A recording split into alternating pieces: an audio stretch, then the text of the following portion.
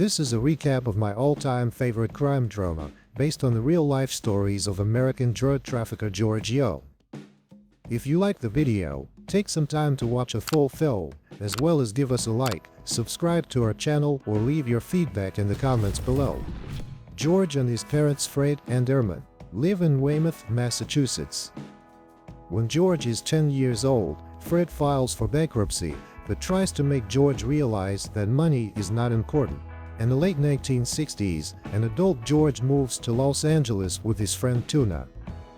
They meet Barbara, a flight attendant, who introduces them to Derek For Real, a marijuana dealer.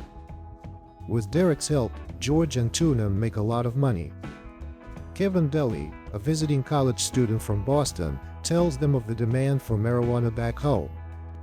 They start selling marijuana there, buying marijuana directly from Mexico with the help of Santiago Sanchez, a Mexican drug lord.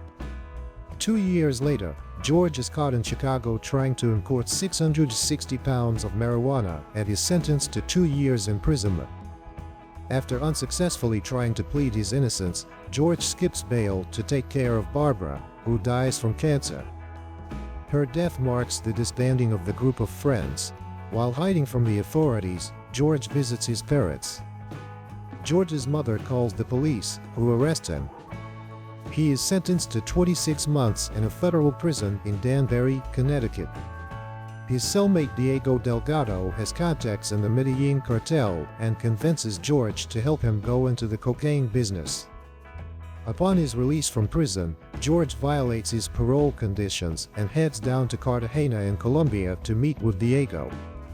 They meet with cartel officer Cesar Rosa to negotiate the terms for smuggling 15 kilograms to establish good faith. As the smuggling operation grows, Diego is arrested, leaving George to find a way to sell 50 kilograms of cocaine. George reconnects with Derek in California, and the two sell all the cocaine. George then goes to Medellín and meets Pablo Escobar, who agrees to go into business with them. With the help of Derek, the pair become Escobar's top U.S. importer. At Diego's wedding, George meets Cesar's fiancée Mirtha and later marries her. However, Diego resents George for keeping Derek's identity secret and pressures George to reveal this connection. George eventually discovers that Diego has betrayed him by cutting him out of the connection with Derek. Inspired by the birth of his daughter and a drug-related heart attack, George severs his relationship with the cartel. All goes well with George's newfound civilian life for 5 years, until Mirtha organizes a 38th birthday party for him. Many of his former drug associates attend, including Derek, who reveals that Diego eventually cut him out as well. The FBI and DEA raid the party and arrest George. He becomes a fugitive, and his bank account, heretofore under Manuel Noriega's protection in Panama, is seized by Noriega. One night, he and Mirtha get into a fight while driving.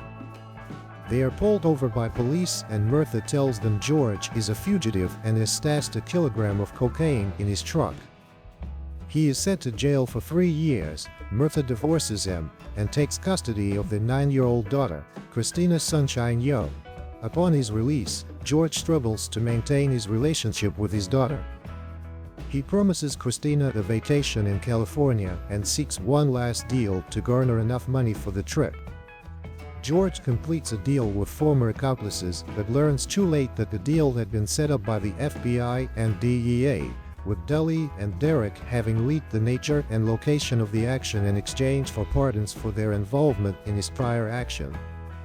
George is sentenced to 60 years at Otisville Correctional Facility in upstate New York. He explains in the end that neither the sentence nor the betrayal bothered him, but that he can never forgive himself for having to break a promise to his daughter. While in prison, George requests a furlough to see his dying father, Fred. His mother denies the request. George records the final message to Fred, recounting his memories of working with his father, his run-ins with the law, and finally, too late, his understanding of what Fred meant when he said that money is not real. An old man in prison, George imagines that his daughter finally comes to visit him. She slowly fades away as a guard calls for George.